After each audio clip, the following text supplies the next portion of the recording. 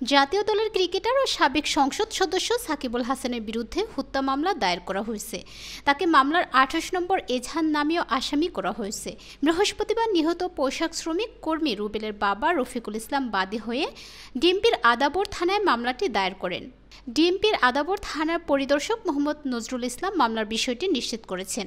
এই মামলার অন্য আসামিরা হলেন আওয়ামী লীগের সভাপতি ও সাবেক প্রধানমন্ত্রী শেখ হাসিনা, আওয়ামী লীগের সাধারণ সম্পাদক ওবায়দুল কাদের সহ আরও ১৫৬ জন।